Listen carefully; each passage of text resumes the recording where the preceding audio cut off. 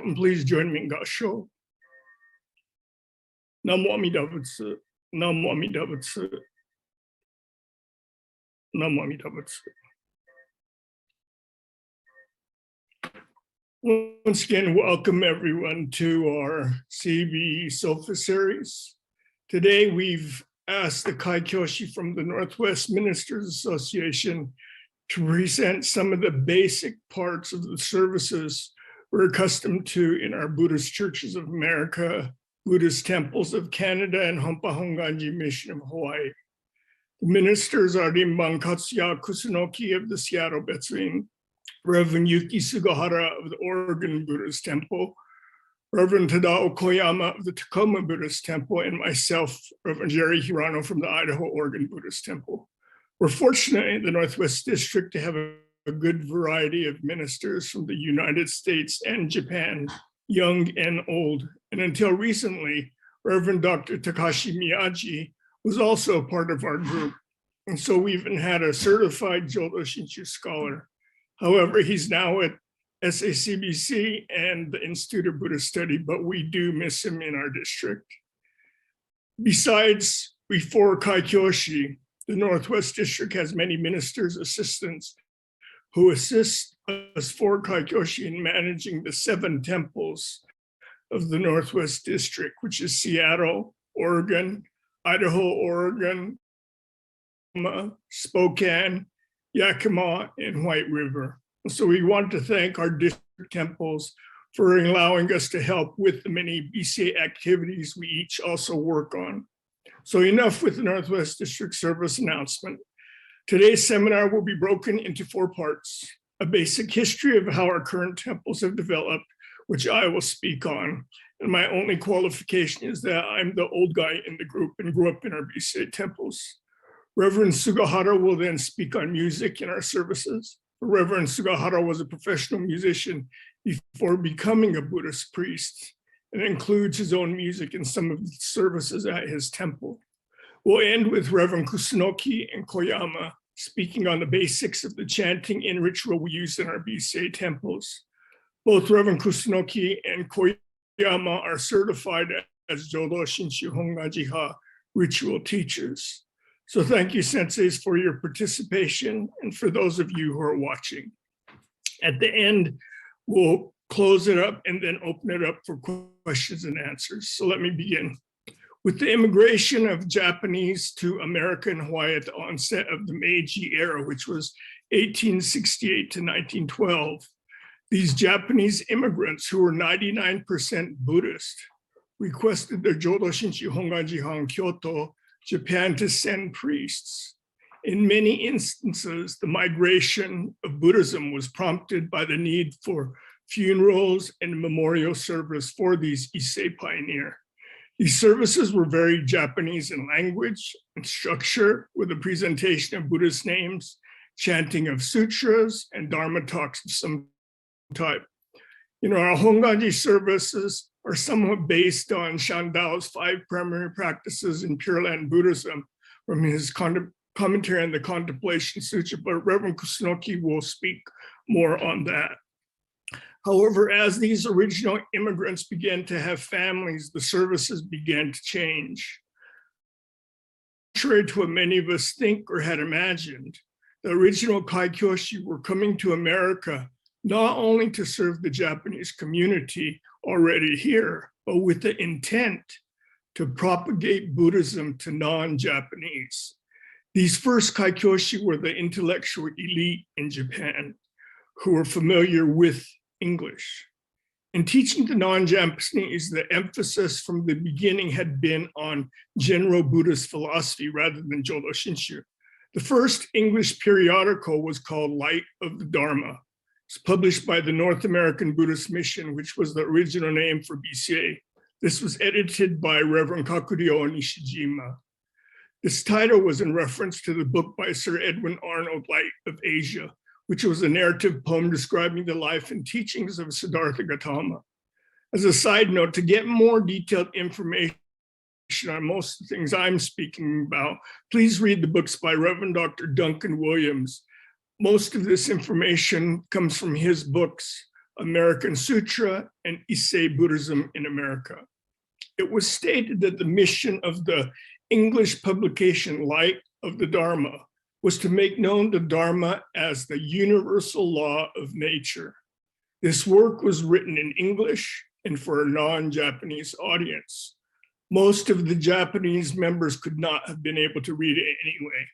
Reverend Nishijima was fluent in English. In fact, I recently read a series of letters between him and Elder Alma Taylor of the Mormon Church, who was the first Mormon missionary to Japan. This correspondence took place in 1901. Reverend Koryu Uchida, who was the fourth kantoku or bishop of the BMNA or BCA as we now know it, he was the bishop from 1905 to 1922. He stated that the ideals of propagation in the West were difficult for the ministers because of the struggle between focusing on the non-Japanese sympathizer and converts and the reality of the overwhelming proportion of Japanese-speaking members. In Japan, there was no set day of worship like in the US, but I'm sure Sunday was the only day off many of these immigrants had. Sunday was the de facto religious service day in America, so our temples followed suit. Not because of religious reasons, but convenience. These set services on Sundays were the custom in the United States. However, I'm sure it took some getting used to for the Japanese lay and clergy alike. I'm sure services were conducted in Japanese. The temples that began to have younger English-speaking children either had a Japanese and separate English language service. Some of the temples would have an English speaker translate or read a sermon that the Kaikyoshi may have written in Japanese. These would evolve into the adult and children's services that some temples still maintain, and the Japanese language service is often held at a later time or date.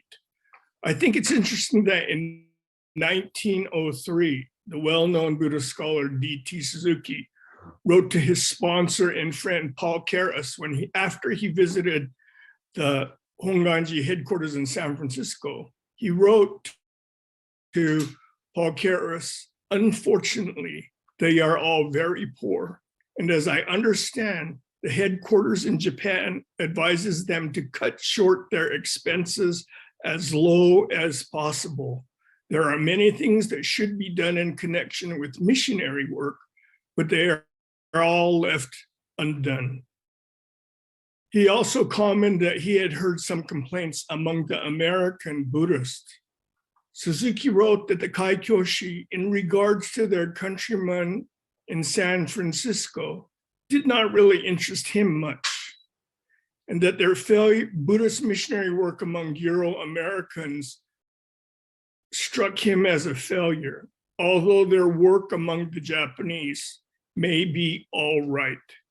So even from the very beginning of our Jodo Shinshu in America, there was this problem of how do we bring the Japanese and the non-Japanese together? And I wonder, was D.T. Suzuki being prophetic in this regard?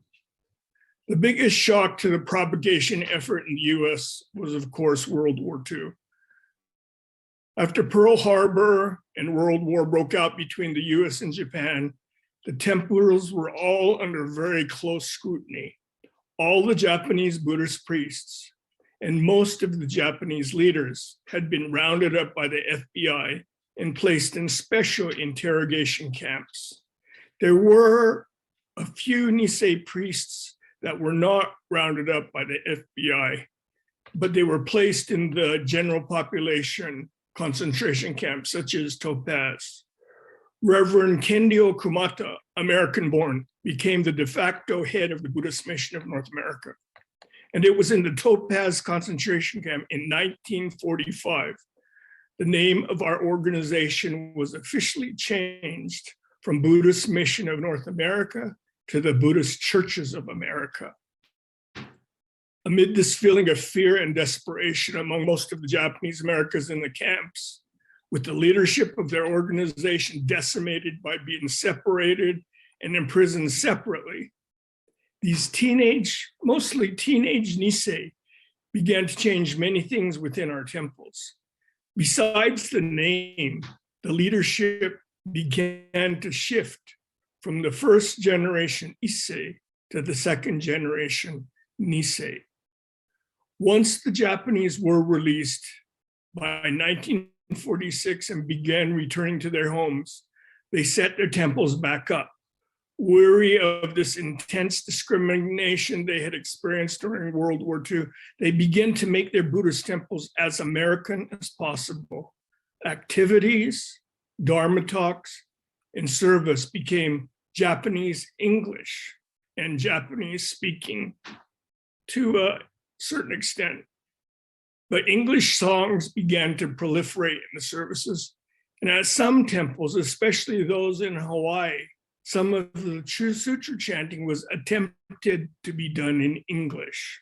One of the first service books in English was edited by Reverend Ernest Hunt, an English Buddhist who was hired by Bishop Yemmo Imamura of Hawaii. The service book did not have any sutra chanting, but had religious-inspired songs. This was because this seemed probably less foreign. This was the beginning of our English service books. These service books were spread to the BCA. In fact, Reverend Julius Goldwater, who was an active supporter of the Japanese while they were in camp, he created a service book with an interesting hymn, I've always thought very interesting, that was written by his teacher, Ernest Hunt, by his wife, Reverend Dorothy Hunt. And this was a song called Onward Buddhist Soldiers. You could see how the Christian hymns had really influenced this change. And because of some other problems, it was about this time that they started to change from calling them songs or hymns to gathas. Although English began to become a large part of our Buddhist temples, speaking from personal experience, it wasn't until probably the early 70s, a good 40 years after the closing of the camps, that I first heard an English sermon. This was from our Bishop Kenryu Tsuji. I believe that our temples were considered fortresses for the Japanese and Japanese Americans. Yet by the 70s, a large number of Japanese Americans were married to non-Japanese. Thus, what the Issei had feared, integration, had happened. Personally, I would agree with the original Kaikyoshi at the beginning of this history of Jodo Shinshu America. The temple was never meant to be a fortress for Japanese and Japanese American culture. It was a place to learn and teach about the Dharma for all. As these Japanese families began to integrate and more non-Japanese became interested in Buddhism, the services evolved into the form we see today. For many years, the main focus of our temple's religious services were for children, or the Dharma schools. The curriculum and even the music was focused on keeping the attention of these elementary to high school age students. When I was small, adults, besides the Dharma school teachers, rarely came to services. Most of you who grew up going to a BCA temple can probably sing Swim, Swim, Little Fish without a book, or In Lumbini's Garden, probably much more easily than I asked you, could you please chant Jusei-ge or Sambutsu-ge? And even with that, you might not know the difference between the two. And it's not all your fault. The sutra chanting was as short as possible. And the Dharma school focused more on general Buddhist concepts because that information was much more readily available in English, like the first publication put out by the BCA, The Light of Dharma. Most of you who are watching this seminar have probably experienced this basic service format over the past 75 years or so. Sunday service are held at approximately 10 or 11 a.m. The service has an introduction by an MC, a few English readings such as Golden Chain or Threefold Refuge, Sutra chanting is predominantly either Jusei-ge, Sansei-ge, maybe once in a while Junirai, once or twice a year, possibly Amida-kyo or Shoshin-ge. You know, when I was younger, I didn't even know that Shoshin-ge was this longer gatha written by Shinan Shonin because it was only chanted about 3 or 4 lines at a time. Then there is the Dharma talk, usually by the minister, which seldom lasts longer than 10 or 15 minutes. The old Japanese format, ministers would speak for probably an hour, sometimes more. And this is followed by a few more readings. Then there's closing announcements. And if your temple is anything like mine, usually the closing announcements last longer than the sutra chanting. And then the oshoko, or the burning of the incense, is done either before or after the service, depending upon the temple. However, over the past 20 years, we have come into another huge transition period, almost as big as the way things were changed during World War II. Most temples now have strong study classes. They have sitting meditation services. The ministers' assistants at our temples have really contributed to opening up these many activities educationally for the temples. There are now many temples with taiko groups, a few with even gagaku groups, which is classical court music. We now have many ministers from Japan that have a zeal similar to these original Issei Kaikyoshi, who are fluent in Japanese, English, and know the traditions of both cultures. Today, we'll have 2 of these influential young Japanese ministers, Reverend Kusunoki Harahara, speak to us. These young Kaikyoshi want us to rediscover some of our original religious traditions. You know, a friend of mine, Dr. Dae-hyun Kim, has been conducting a research project for BCA. I spoke with him a few weeks ago, and he was asked to find out why BCA temples don't seem to be growing.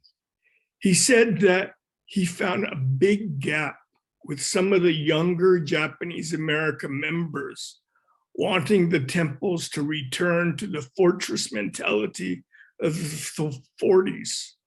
However, he was optimistic in seeing many of our temples being very open and accepting of all people. So how will we bridge this gap? As Bishop Uchida talked about the difficulty of the Japanese and the American non-Japanese and converts, and D.T. Suzuki's comment about the missionary work to the Euro-Americans being a failure.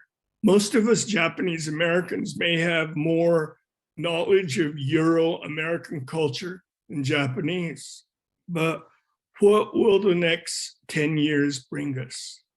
I think that's up to all of us who go to temple on a weekly basis.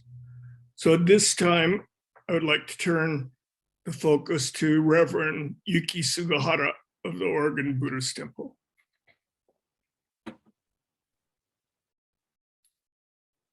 Yeah, thank you, Hirano Sensei, and I hope everybody hears me well. I'm Yuki Sugahara from Oregon Buddhist Temple, and I've been in Oregon Buddhist Temple since 2017, so this is my fifth, I finished 5th year, and this is my 6th year in Oregon Buddhist Temple. And I would like to share some of the slides today. You know, Hirano Sensei asked me to talk about the music in the service. And, you know, if you have been to Nishihonganji's service, you know, Nishihonganji have service every morning, you realize that they don't sing, you know. Honganji, we only have chanting and then Dharma talk and Gobunsho, the reading of the letter of Rengyo Shonin. And that's the morning service kind of program. We don't sing any music at the Nishihonganji, but at the local temples, when we have services, we sing. But there are only 2 choices. Well, I don't know. I don't know about any other temples, but I only know about my temple. we only had two choices. One is Ondok-san 2, and another one is Shinshu Shuka. So growing up, I only sang two gathas, Ondok-san 2 or Shinshu Shuka. So I was really surprised to hear so many gathas, was sung in BCA temples when I came to the BCA as a overseas minister. Then, actually my father, he was in a glee club when he was in university. So he really loved to sing. So that is one of the reasons we had singing of Ondok-san 2 or Shinshu Shuka every time we had services.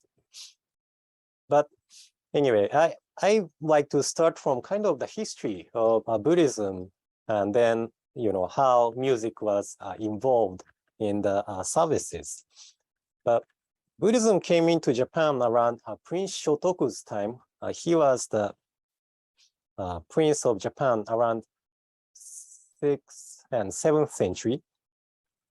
And Prince Shotoku, he established many temples, including Shitennoji Temple in Osaka, Horyuji Temple in Nara, and possibly Chohoji Temple, which is known as Rokkakudo.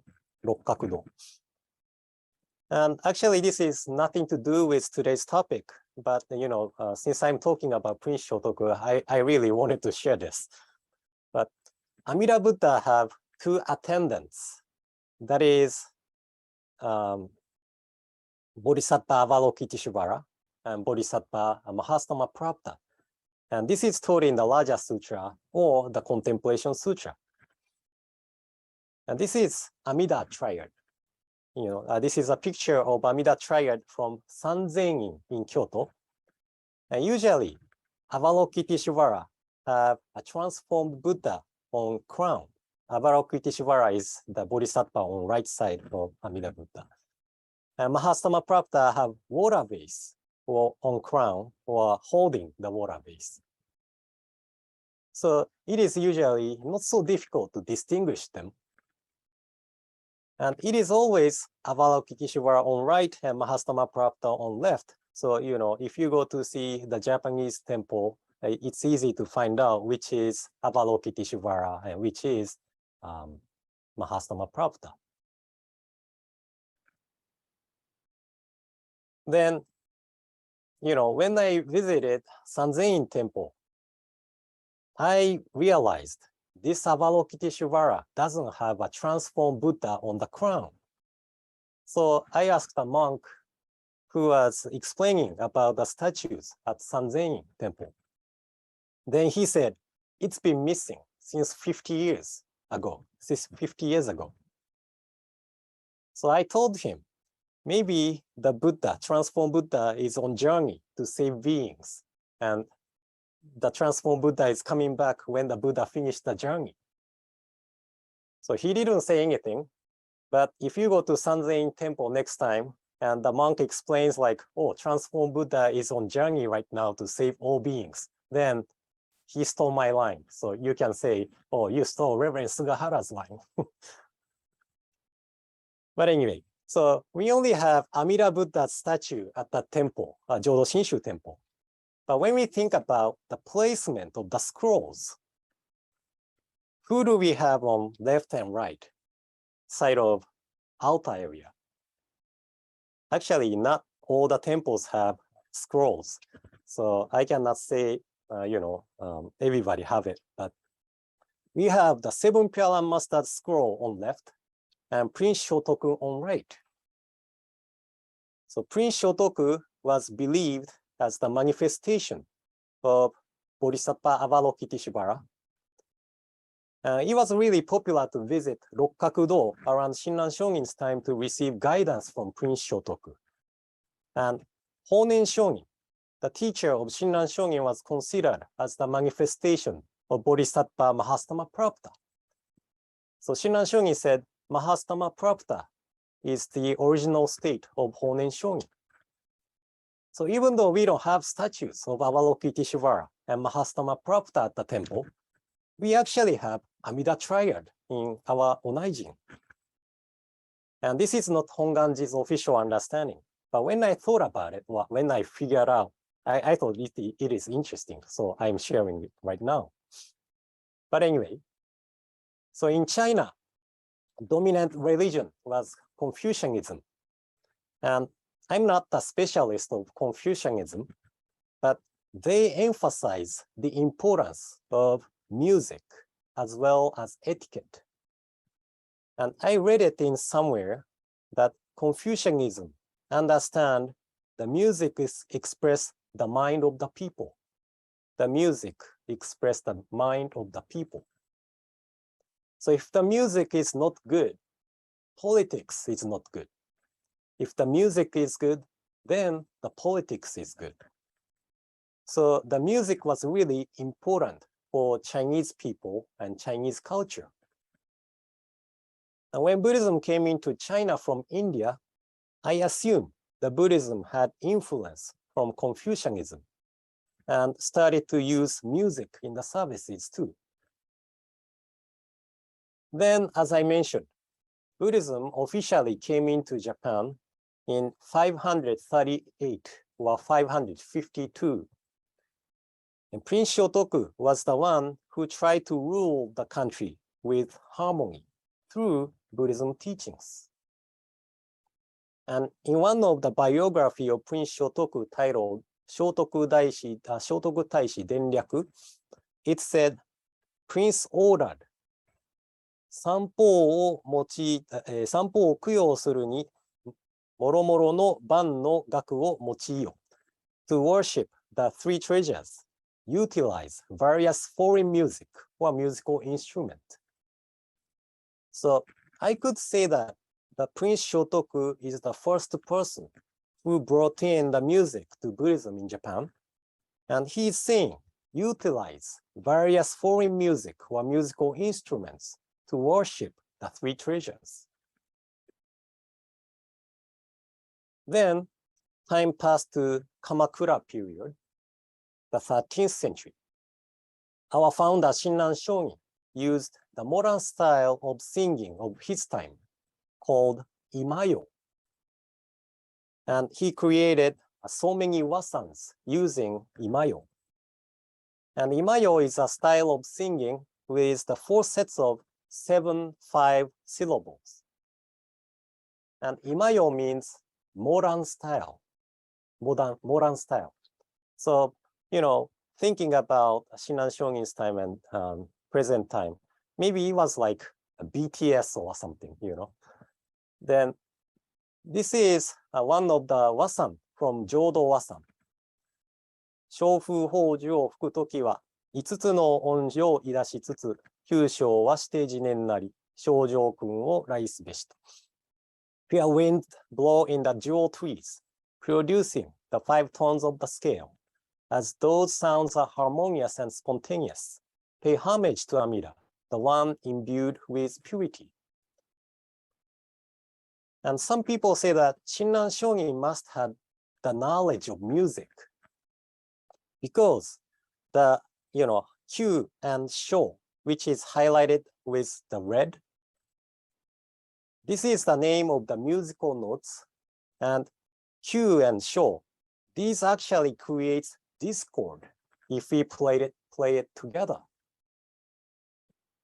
But in the Pure Land of Amida Buddha, even these notes which makes discord in our world makes beautiful harmony.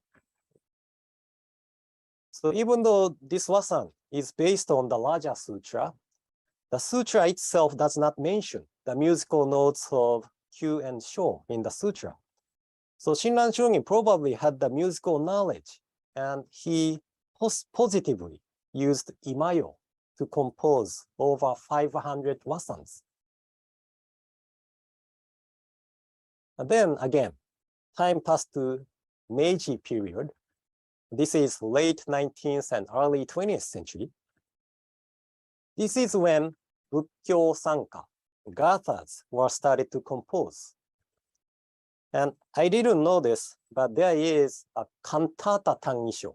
Cantata tangisho. Cantata is a style of singing in classical music. And classical version of tangisho was composed by 浄土真宗仏教音楽研究所、which is now a part of 総合研究所 in 浄土真宗本願寺派。And I'm not sure if you know a Japanese nursery song, Akatombo. Have you ever heard of the nursery song? 夕焼け小焼けの赤とんぼ. That's a nursery song, Akatombo. But this song is composed by Yamada Kosaku, and he's a really famous composer in Japan. And all the Japanese children grew up learning his song in the music classes. And Kosaku Yamada Kosaku, also composed gathas. A few music by Yamada Kosaku is in BCA's Purple Service Book, such as Sange, which is on page 242 and 243 of the service book. So if you are interested, and if you have a Purple Service Book in front, you can open up the 242 and 243, find out the song or gatha composed by Kosaku Yamada. Then, I don't know if you know him or not. Do you have any idea who this is? It's not me, or it's not my father, or it's not my grandfather. But, I just talked about Yamada Kosaku. So some people might think this is Yamada Kosaku, but actually, this is not Yamada Kosaku. This is Hoseki Yuji, a composer. He composed a lot of music too. And after me, Kusunoki Sensei is going to talk about his understanding of the services. But Kusunoki Sensei is a baseball player. And in Japan, there is a big baseball tournament during summer. The theme song of the baseball tournament was composed by this Mr. Koseki. And I'm sure that many Japanese people know the song too. But I like Mr. Koseki because he composed one of my favorite gathas, Shinran-sama. So, if you are a regular of a Center of Buddhist Education seminars, then you might have seen my rendition of Shinran-sama with electric guitar. But, this is a good opportunity. So let me share the video of me playing the Shinran-sama.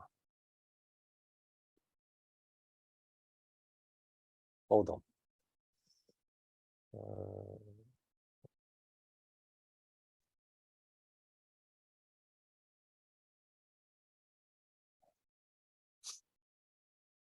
Sorry for my voice. I just caught COVID, and then,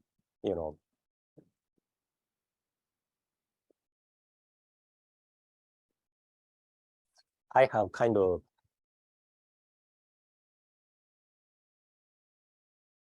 coughs, and that's bothering me still. And sorry for waiting. Yep.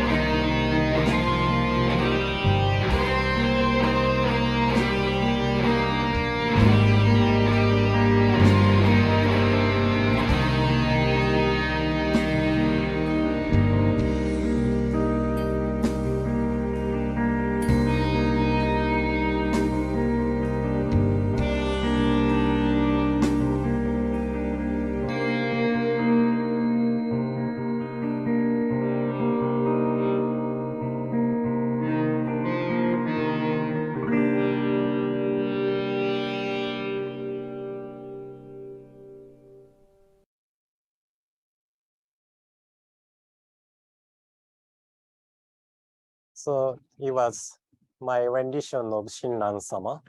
And after Shinran-sama, I have created my rendition of Seiya, which is one of the popular gathas in Oregon Buddhist Temple, Ondok-san 2, and Shinshu Shuka. So if you are interested, please visit Oregon Buddhist Temple's YouTube channel, and then you could find the playlist titled OBT Music. So since the time of Prince Shotoku, Buddhism tried to utilize music in the services. And as Prince Shotoku said, utilize music or musical instrument to worship the three treasures. I think we can use any music or musical instrument to appreciate the teaching. So if you have musical talent, please don't be shy and share it with the Sangha. And I think that, the music consists of the various notes and it creates beautiful harmony, right? And the sound of music reminds us of the importance of creating harmonious Sangha and harmonious community too. And this is why we sing, we play music during the service, from my understanding. So thank you all for listening to my talk, and I hope my talk helped. Thank you.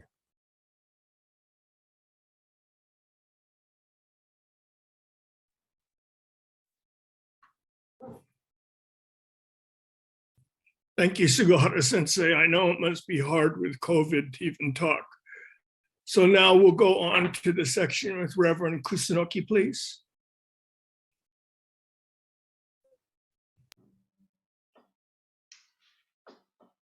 Okay, good morning, everyone. Good morning, good afternoon, everyone.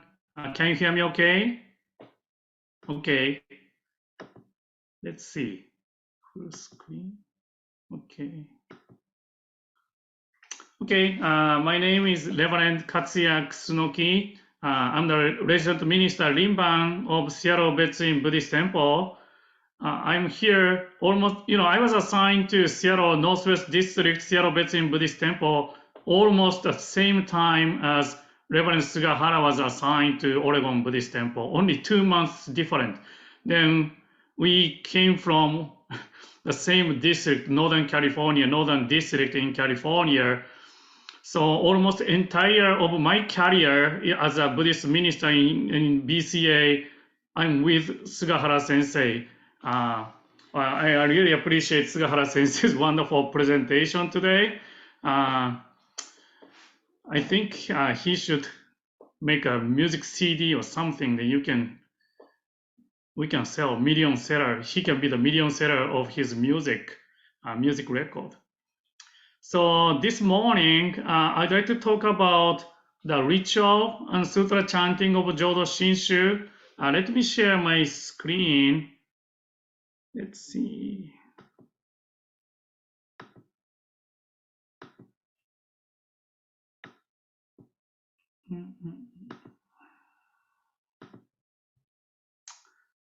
Okay, can you see my screen okay? Can you see that? I hope this is okay. Yes. So today's lecture title, why we have a Sunday service and what do we do? Then I create one PowerPoint slideshow. Then I chose these two pictures. One is Seattle Betsuin's Hondo that I'm talking to the people. I like this picture because it looks like very lively. The service is very lively. I'm talking to. So we took this picture a couple years ago during the Obon dancing. Let's see. So my Wi-Fi connection is not stable today. So if I'm freeze or you cannot hear my presentation, please let me know or please type in the chat box. Then another picture is our home's Obutsudan. I conduct a service at the in front of the Obutsudan every morning. Then sometimes my son join me the sutra chanting morning service. So this is a picture I took one morning. So the first, I have to clarify what is our Jodo Shinshu's service. What is the meaning of a Jodo Shinshu's sutra chanting and ritual on Sunday service? Let's see, next page. So there is a Jodo Shinshu, Honganji-ha, the traditions and the standard of Jodo Shinshu, Honganji-ha. Then that is couple hundred pages.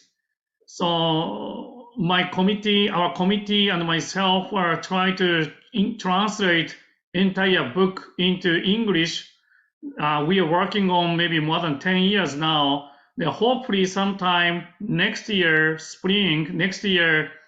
early next year, we are able to publish that English translation of traditions of Jodo Shinshu, traditions and standard of Jodo Shinshu Honganji-ha. So in that book, clearly mentioned about the meaning of our Buddhist services in Jodo Shinshu.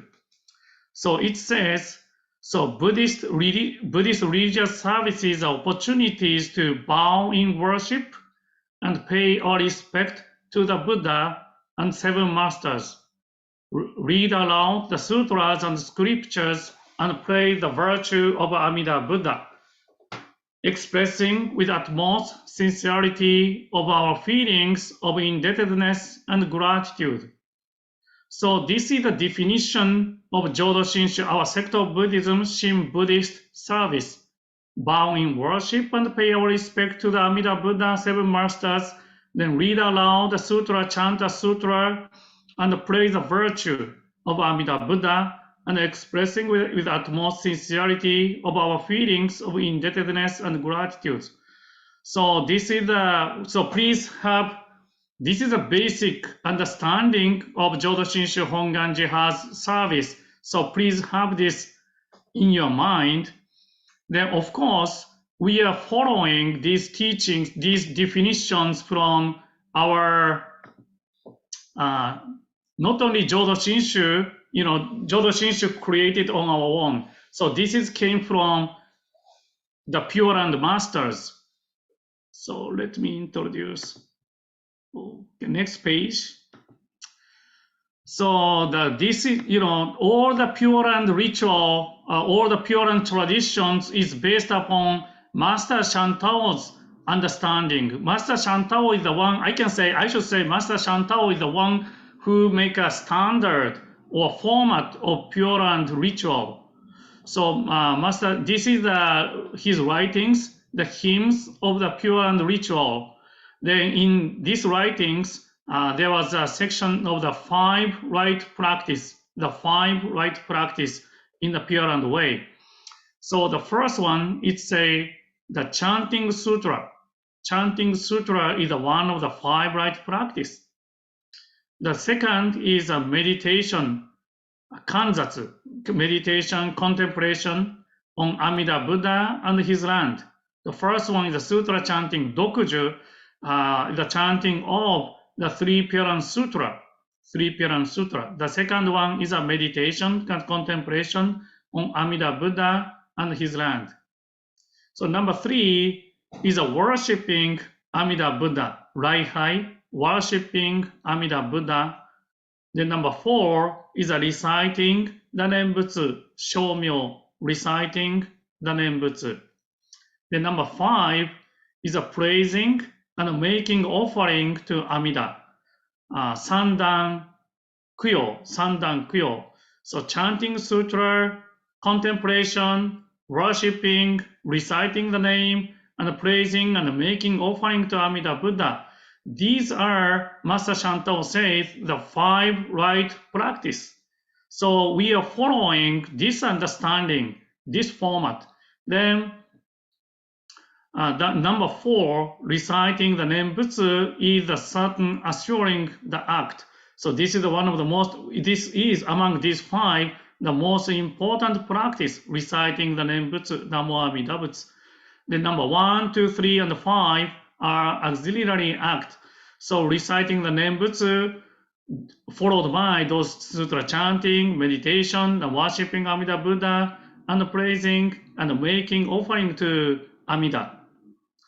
So what do you think? Are we practicing these 5 right practice in our daily service or on Sunday service? So next page, I'd like to compare our Sunday service format and the 5 right practices, 5 right practice. Okay, next page.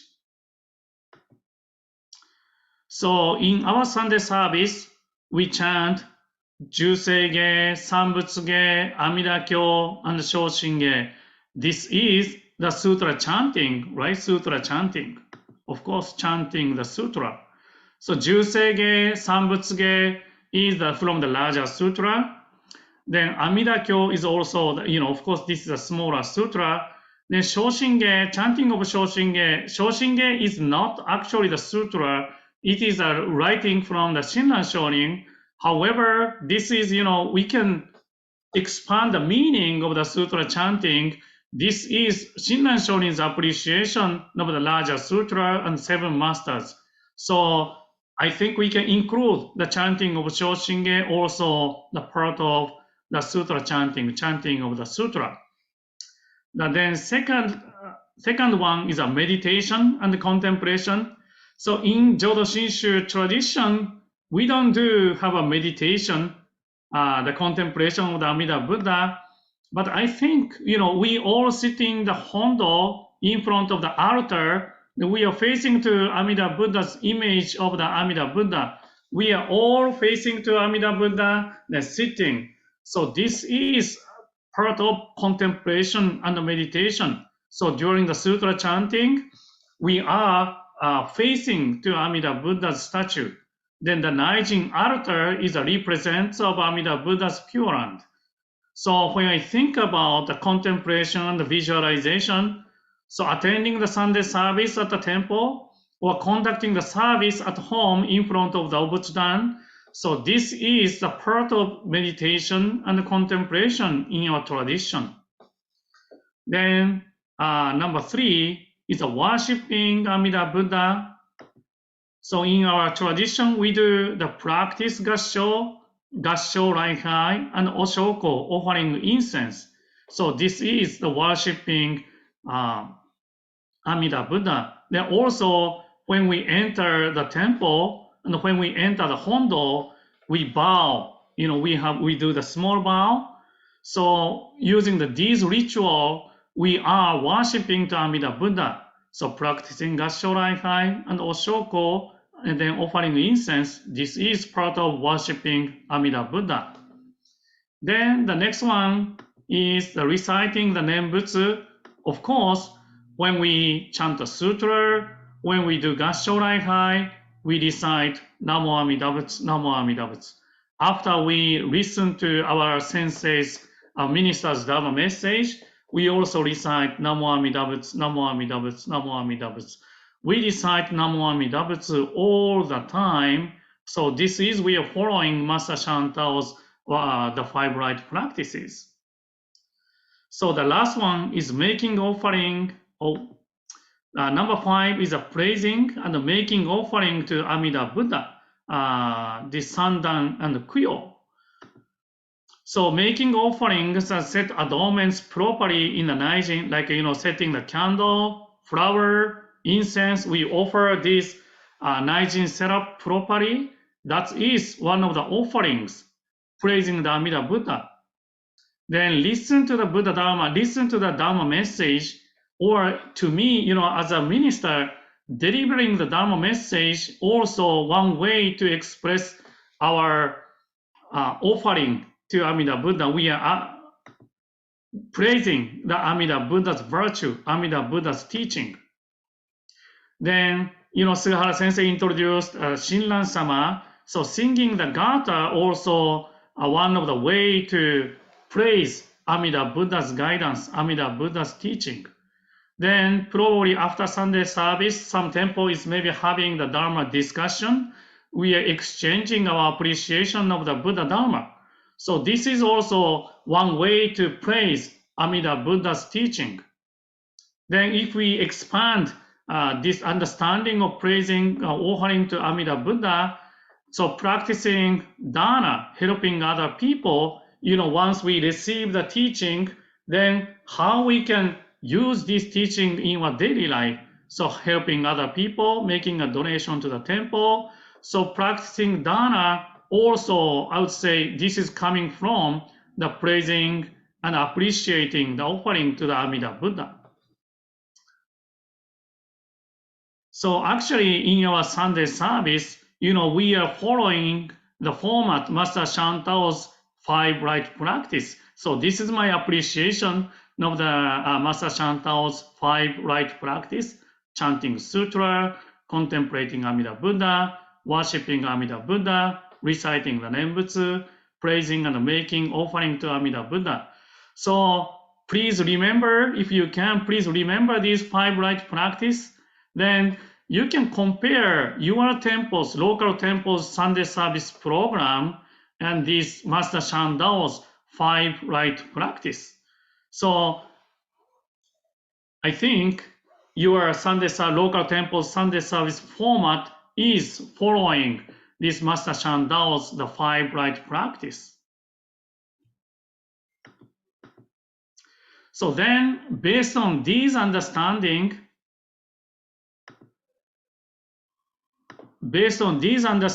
significance of Jodo Shinshu's ritual, this is my understanding why we are having Jodo Shinshu's ritual and sutra chanting. So, significance reason is not just one. There are so many different aspects and reason to have Jodo Shinshu rituals. Of course, all came from appreciation of the Amida Buddha's teaching, but we don't have to stick just one reason or one aspect of Jodo Shinshu ritual. So there are so many different aspects. So one is, the Jodo Shinshu ritual could be the meditation practice, contemplation practice, the focusing practice to focus on one thing. And preparation means we prepare to listen to the Buddha Dharma. So like during the Kansho ringing, we prepare for the service. When we offer incense, we focus each ritual, each etiquette step forward, then take one pinch of incense, we offer, put our hands together, then recite Namo Amida Butsu. So we are focusing each etiquette, each actions. Then we are contemplating, then meditating each moment. So the second one is our service should be, listen to the Buddha Dharma, listen to the Amida Buddha's vow, Amida Buddha's wish, 48 vows. Then our service has to be, during the service, we reflect upon ourselves through the Buddha Dharma. This could be the first and second noble truth. So in the United States BCA, lots of people really likes the Four Noble Truths. So I think in our service, we are actually practicing the first and second noble truth. The next one is set my destination, set my life's destination and direction to Amida Buddha's Pure Land. So we are always confirming. So this is the goal, destination to in our life. So this could be the third and fourth noble truth. So then practicing Buddhist practice with gratitude. So this is really important. All the services, all the sutra chanting, all the programs in our Sunday service or funeral service, everything, the opportunity to express our appreciation and gratitude to Amida Buddha. So we are practicing Buddhist practice with gratitude. Then another service is, conducting my own pillow service every day. So chanting the Juseige at the Sunday, maybe tomorrow morning you may chant Juseige. It could be our last time to chant a sutra, last time to express our appreciation to Amida Buddha. So each service, each morning service could be my own pillow service, my last opportunity to express our appreciation to Amida Buddha.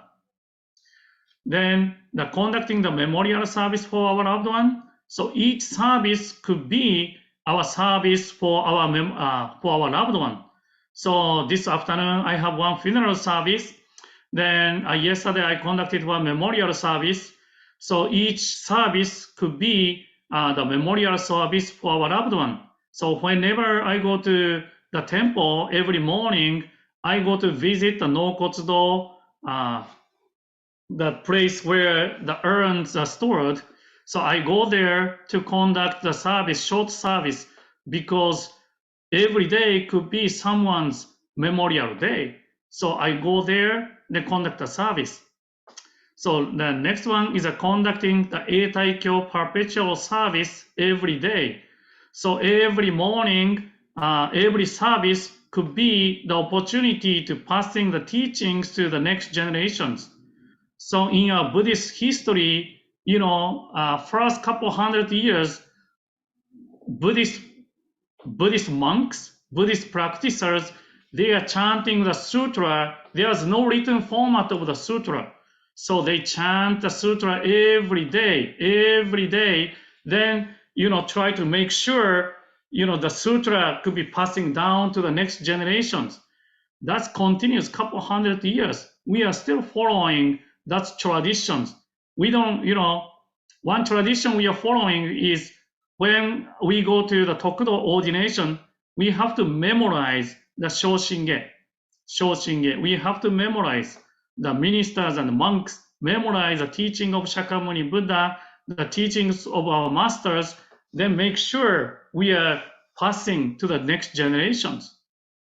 Then the last one is actualize Shakyamuni Buddha's Dharma message, Dharma gathering. So that's when we are chanting, let's say Amida Sutra. So Amida Sutra is Shakyamuni Buddha's Dharma message. So we are chanting the sutra, which of course it is a Chinese translation, but we are listening Shakyamuni Buddha's Dharma message in the Hondo here and now. So we are actualizing Shakyamuni Buddha's Dharma gathering here at the temple, here in front of the Obutsudan at home. Okay, let's see. Okay, this is my presentation today. You can ask me any questions after Tadao Sensei's presentation. Oh, thank you for listening. I'd like to pass down next to Tadao Sensei.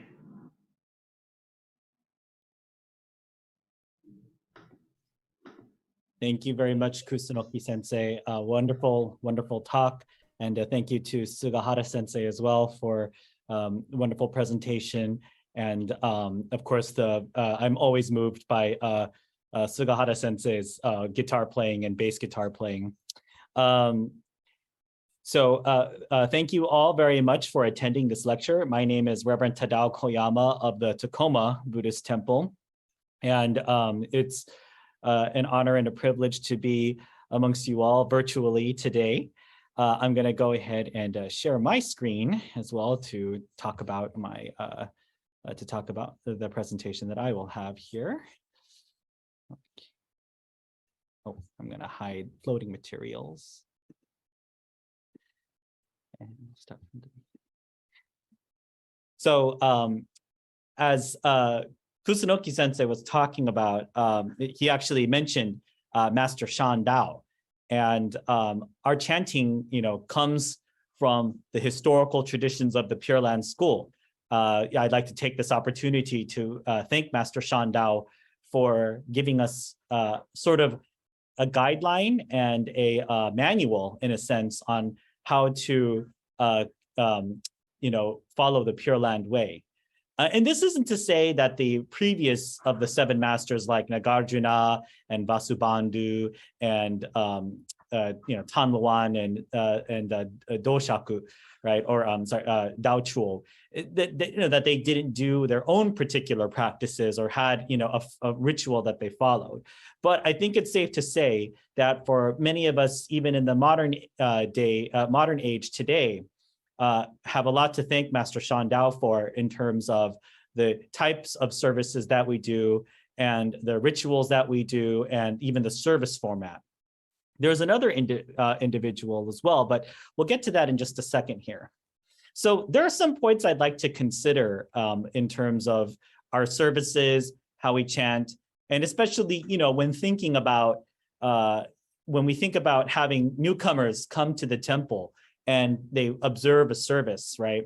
For them, it's, for a person who comes from outside the temple, is not familiar with Jodo Shinchu Buddhism, or is not familiar with Buddhism, or is new to Buddhism, this may seem, what we do might seem largely random or arbitrary to them, right?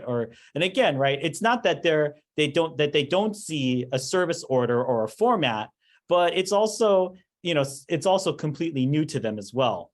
And for a lot of us who have been attending temple for a very long time, also probably have had the nagging question, in the back of our minds, right, about what we're doing, or why do we do this, or how come I think I remember as a kid, right, or as a person growing up in Dharma school, I like the smoke of the incense, so I always wanted to put like 3 pinches of incense over the charcoal to make a lot of smoke, but I was always told, oh, you only put 1 in, right? And so I was very happy when it was my turn to do the Toraiban at for the special service in Japan for at either Chubutsu or Gonshiki.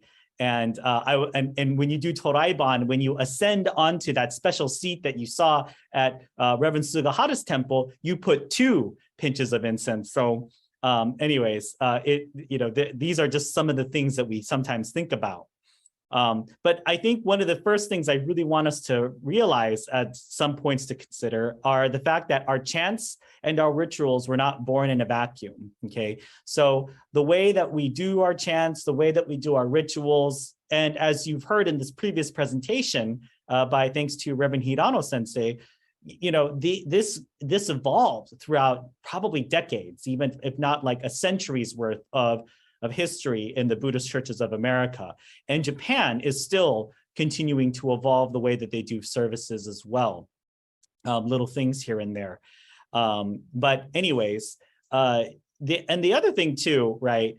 I've heard some, members, tell either newcomers or people who are new to the temple that, oh, we chant in Japanese. It depends. Sometimes we do. But actually, many of our chants like Amida Sutra, Juseige, Sambutsuge, even Shoshinge are actually not chanted in Japanese. So get ready for this. This is something to try to keep in mind. But the way that we chant, right, like Ga Gon Chose Gan Hishi Mu Jodo, right? What you hear there is actually Japanese's transliteration or pronunciation of Tang Dynasty's transliteration or pronunciation of Sanskrit. So we have 3 levels or 3 things going back to the Sanskrit language in that essence. So we have to be a little bit careful about how we explain the rituals that we do. It is definitely true that our tradition is born of a Japanese tradition. That is definitely not up for debate. But it can also be said that, we still are linked and connected to more historical and ancient ways of doing things. And I'm also going to just put it out there that ritual is part of almost all Buddhist schools, okay? So whether that be Zazen meditation, whether it be offering incense, whether it be reciting sutras, whether it be, doing any of these things, I believe that most, if not all schools of Buddhism have some form of ritual that is involved with their practice, or that is involved with their school or institution. And I would just even say it's impressive that these traditions of the masters have made it this far, especially to the United States. We are now in the year, almost at the end of the year. That's hard to believe, but we're almost at the very end of the year of 2022. And we are still chanting the words of Venerable Master Shinran and the masters who came before him. It is a wonderful thing. But we also have to thank Renyo Shonin for his contribution, especially to the way that we do service. The service format that we do today is largely attributed to Master Renyo, the 8th Monshu of Honganji. So Sugahara Sensei also mentioned Master Renyo or Renyo Shonin. And when we look at the Onaijin, for a lot of the temples, Renyo Shonin is depicted on the immediate, well, if we're facing the Onaijin, he is depicted on the immediate left to Amida Buddha's side.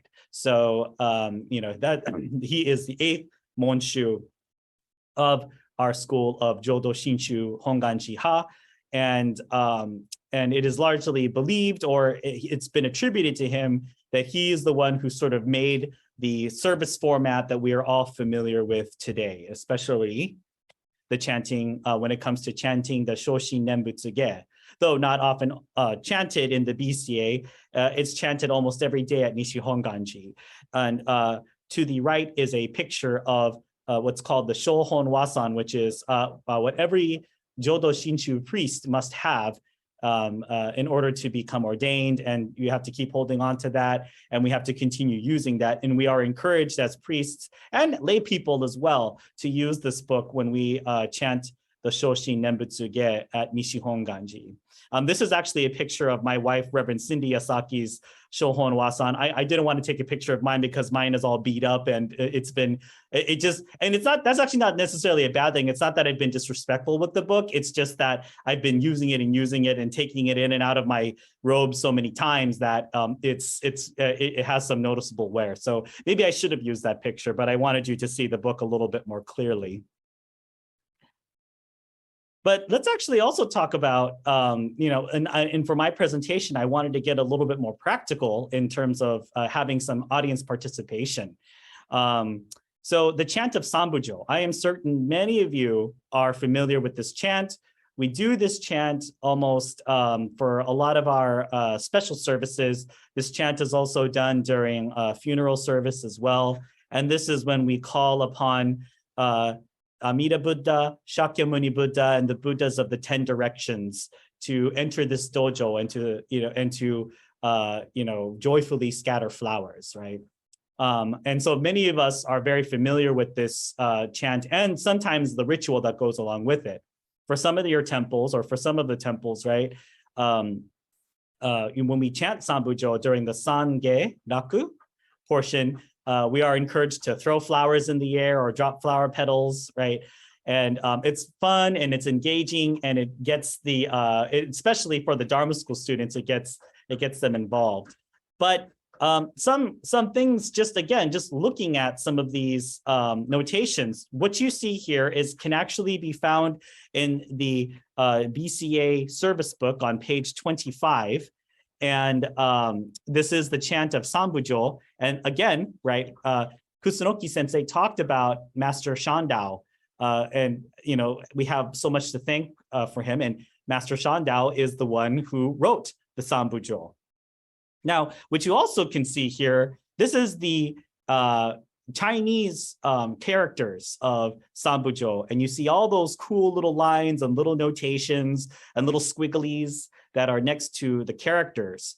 This comes not just, this actually does not come from the, it does come from the Jodo Shinshu school, yes, but it is based and inspired by Tendai style of chanting. So for those of you who remember the story of Master Shinran, he was not ordained right into the Jodo Shinshu school of Buddhism. That wasn't around yet.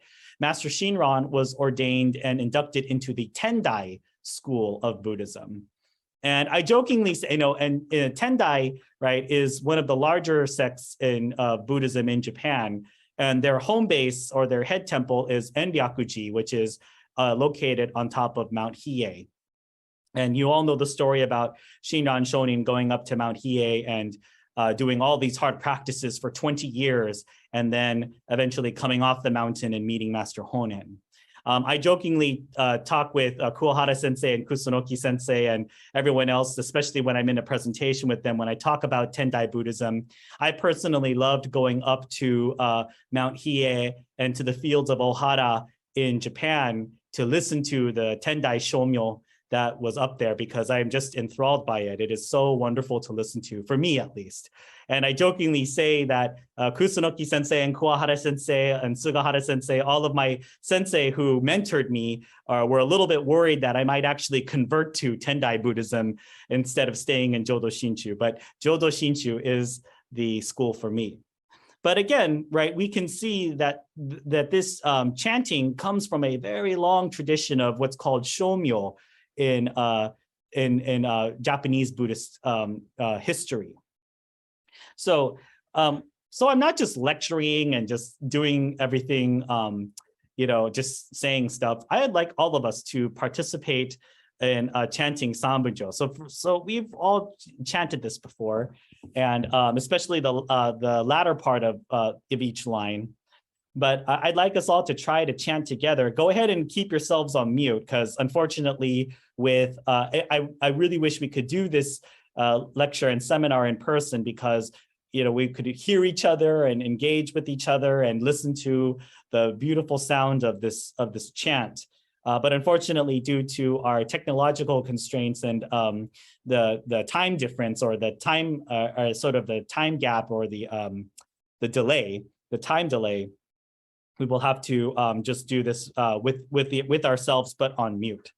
So if you could all please join me in chanting just the first line of Sanbunjo. Let's try this together, all right? So this is how it sounds. Bujo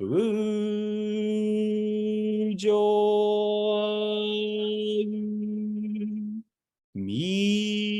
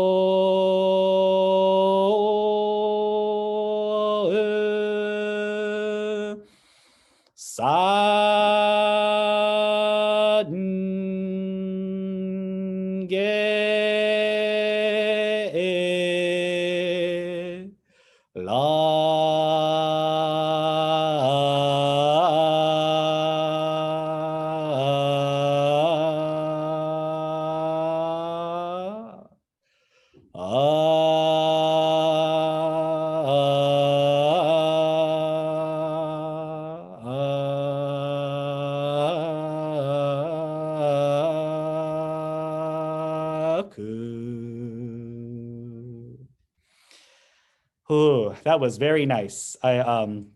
Thank you all. I could feel all of you chanting with me, even though I couldn't really hear you. I know that many of you were chanting along.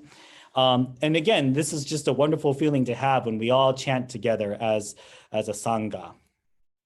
So some points of conclusion for my portion of this presentation is chanting goes through evolution and will continue to evolve, right? The way that we chant, how we've done it. And of course, we've heard from Hirano sensei when he talked about sort of the evolution of how he did services, right? That's also going to continue as well. My hope is that with the evolution of the chanting that we do here in the United States, is that eventually we will be able to welcome and incorporate some of the other beautiful chants that are done at Nishihonganji and bring them here to the United States as well.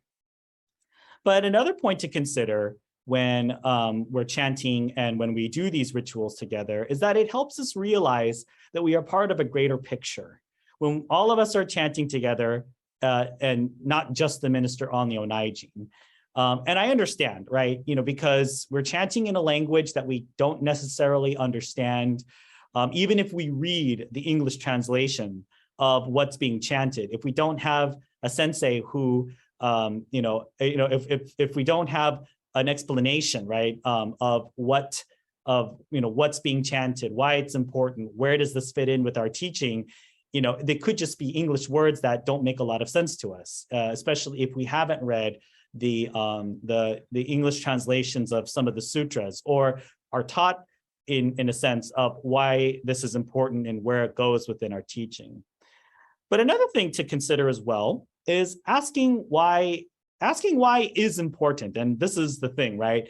As modern people in the modern age, as people who are, in the technological age, all of us, and in the scientific age, this is all wonderful, right? Because we want to know why. We want to ask why a lot. There is this constant curiosity, which is a good thing, I should mention, as to what this means. Why do we do it? Why is it important?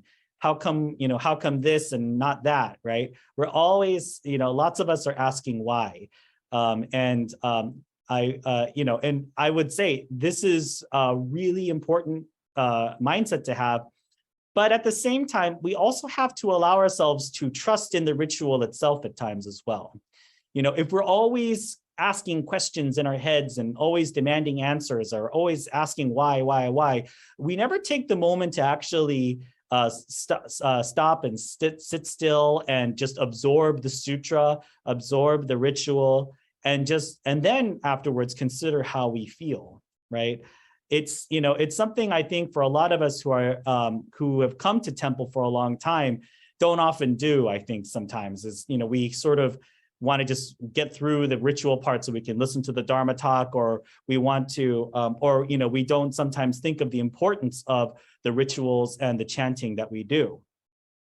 But if we are able to sort of take a step back and not be so much concerned about why, and actually engage in the ritual itself, and it might deepen our understanding and appreciation of the chants and the rituals that we do. Okay. Now, the way that services and the combinations, right, how we do services, how we choose to do them, the way that they're sewn together might be a slightly arbitrary, or they just might be indicative of the time. So I am very appreciative again of listening to the previous senseis talking about where a lot of these evolutions and things developed, right? Those could be arbitrary, not in that, someone just thought up that, oh, this is, how we're going to do it today, right? But, largely it depends on the circumstances that were done at the time. And we actually had a previous lecture seminar that was talked about by, that was hosted by the Jodo Shinshu International Office, that discussed about the various and the differences in some of the rituals that we do and why we do it that way. And so sometimes it might be arbitrary in that it was just the circumstance of the time. But the teachings and the sutras that we chant, right, are not arbitrary. They are very deep teachings and very heavily considered words by Shakyamuni Buddha, Master Shandao, Shindan Shonin. All of these texts and sutras that we chant are very, very important and deep within our teachings. They are very heavy with the teachings of the Pure Land Way. And this is something that must be recognized and appreciated by all of us in the Buddhist churches of America, the Hawaii Kyodan, and South America as well, and Canada, of course, all of the international districts.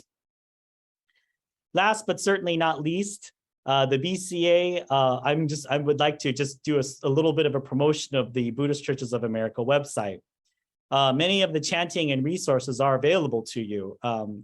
And this can be found at the BuddhistChurchesofAmerica.org/chanting.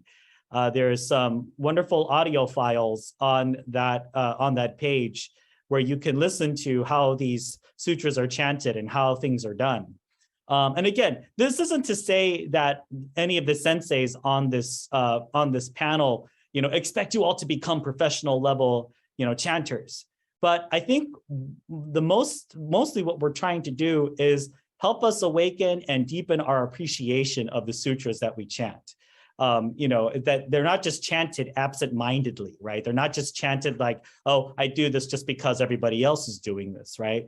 These have very deep, and hopefully through our chanting, you can hear the deep reverence that are given to, the chants that we do. So if you can, please go ahead and visit the website. I will go ahead and stop sharing my screen now. Thank you all very much for listening to my portion of the of this presentation. of sutras and why we chant them. And I will hand things back to Reverend Hirano. Thank you very much.